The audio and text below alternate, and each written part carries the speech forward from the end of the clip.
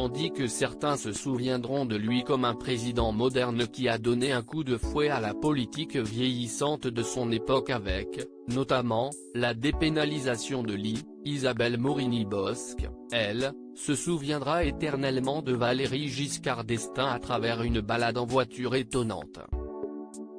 Présente comme à son habitude dans Touche pas à mon poste ce jeudi 3 décembre, la chroniqueuse a partagé un souvenir amusant de sa rencontre avec l'ex-président de la République, mort ce mercredi 2 décembre à l'âge de 94 ans. Les faits remontent au début des années 1980. J'étais toute jeune journaliste, a-t-elle amorcé, on envoyait toujours une femme, de préférence jeune et à peu près comestible quand c'était un homme politique parce que si esti tous des séducteurs.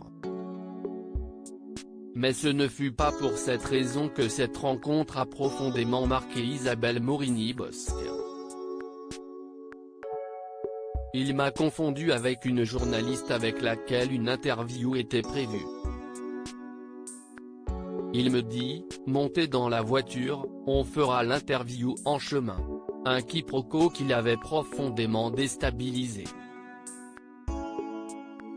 J'étais là en observatrice. Ça a duré plus de 100 km, il a été séducteur.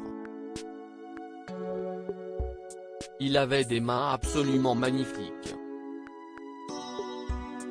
Et si Valéry Giscard d'Estaing était un séducteur invétéré, la journaliste n'aurait pas eu droit à ses avances.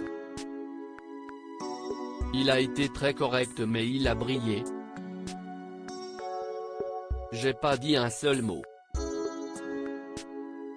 Une fois leur balade impromptue terminée, Isabelle Morini-Bosc a cependant fait l'objet d'une remarque hilarante du défunt.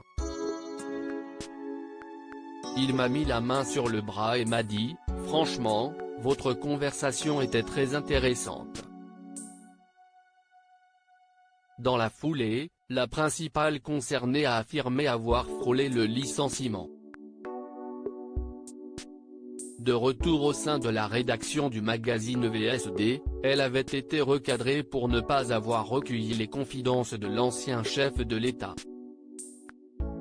Valéry Giscard d'Estaing, cette relation qu'il a imaginée plein de retenue face à Isabelle Morini-Bosc, Valéry Giscard d'Estaing restait cependant fidèle à sa réputation face au Miss Météo de Canal+. Si est en tout cas ce qu'avait révélé Michel Denisot dans son livre Bref de vie, paru en 2014. Où est la jeune fille de la météo ? Avait ainsi glissé celui que l'on surnommait VGE lorsqu'il était invité sur le plateau du Grand Journal. Une image dont il a d'ailleurs joué en s'imaginant une liaison avec Lady Diana.